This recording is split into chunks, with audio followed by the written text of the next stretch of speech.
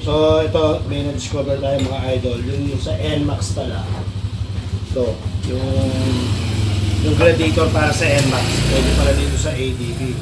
So para maging pwede, itong bracket natin ng mga pinasapasadya na seamless, ito yung ilalagay.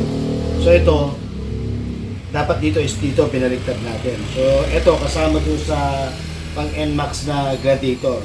So nilagay natin dito para hindi na tayo magbutas. Pero kung gusto niyo magbutas, pwede naman. Ito nga lang magbubutas. Pero dahil nga ayaw ko na magbutas para hindi masira, so itong bracket na kasama, tuloy sa NMAX hindi naman magagamit to eh. Pero dito sa ADB magagamit to. So galing dito yung kasama. Yan. Diniskarte yan natin para may pasok natin.